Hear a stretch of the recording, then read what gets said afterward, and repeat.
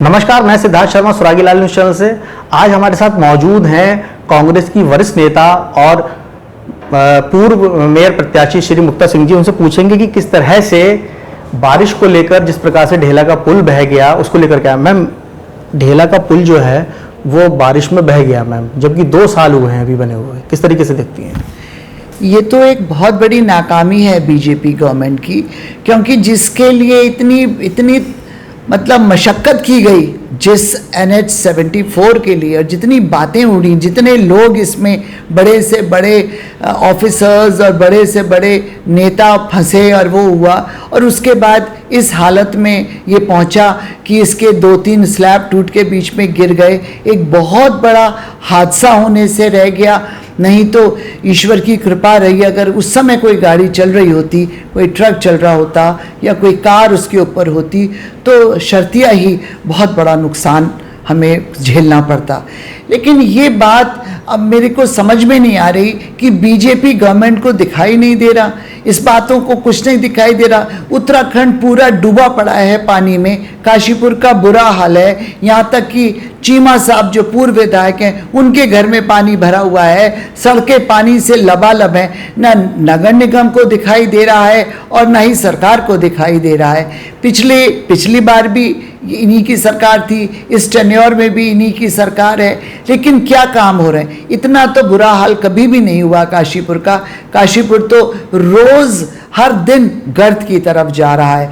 तो मेरी तो सबसे यही प्रार्थना है कि भैया ये पहले लोगों के बारे में सोचें, अपनी जेबें भरने बाद में करें, लेकिन पहले जनता के बारे में सोचें। ये वही जनता है जिसने आपको वोट दी है, जिसका आप पर विश्वास है, और उनका विश्वास भी आप नहीं रख पा रहे हैं, उनके दुख दर्द को भी आप नहीं देख पा रहे हैं, तो बहुत दुख की बात है।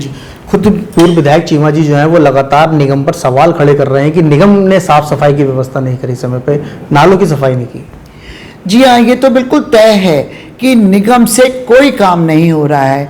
आप देख रहे हैं कूड़े के ढेर लगे रहते हैं, फिर सड़कों पर कूड़े के ढेर होते हैं जब ज़ोर से बारिश पड़ती है, और इस बार कुछ बारिश ज़्यादा ही हो रही है, वो सारा कूड़ा बहकर नालियों में चला जाता है। एक तो ये पन्नी ख़त्म नहीं हो रही है हमारे देश से, अब ऐसी घुस गई हैं हम सब लोगों की ज़िंदगियों में कि हम खुद ही उसका इस्तेमाल बहुत ज़्यादा करते हैं। मैं किसी और को ब्लेम नहीं करूँगी, हम सब लोग इसके गुनहगार हैं कि हम पन्नियाँ बहुत इस्तेमाल करते हैं। और ये एक इतना बुरा अभिशाप है कि ये किसी भी तरह किसान को समाप्त कर देता है, खेत को समाप्त कर देता है, नालियों में रुकावट पैदा कर देता है। लेकिन नालियाँ भी साफ नहीं हो रही हैं, कूड़े ऐसे ही पड़े रहते हैं। मैं खुद देखती हूँ कि एक बार मैं जिस सड़क से जा रही थी, वहाँ से स्वीपर ने कूड़ा निकाला और सड़क पे ही डाल दिया, और उसके बाद वो सड़क पे ढेर इकट्ठा होते होते आधी सड़क उस कूड़े ने घेर ली। तो ये तो काम हो रहा है।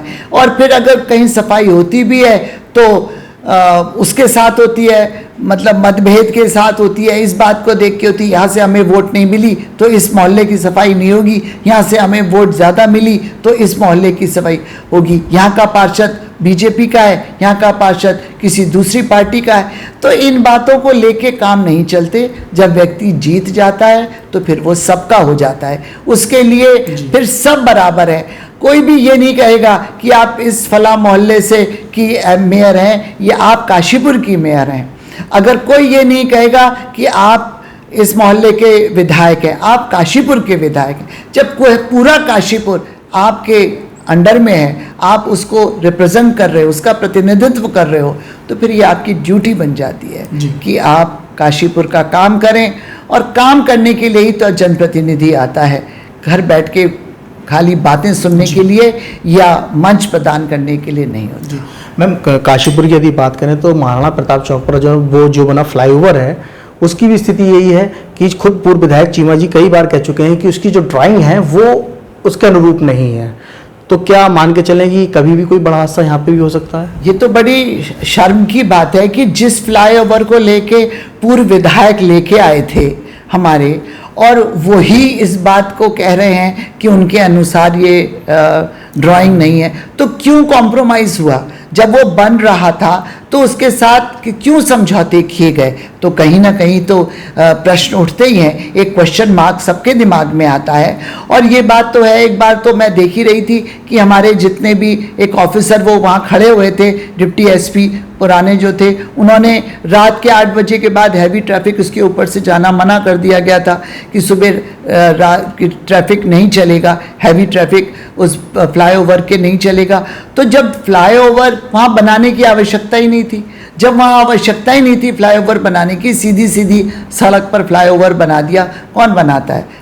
तो और उसकी जब अगर उसकी क्वालिटी उस लेवल की नहीं होगी तो हादसा होगा ही। एक दिन तो किसी ने वीडियो डाली थी कि उसकी मिट्टी जो है ऊपर से गिरी, कोई वाहन उसके ऊपर से गुजरा और उसमें से मिट्टी या कुछ इस तरह का गिरा।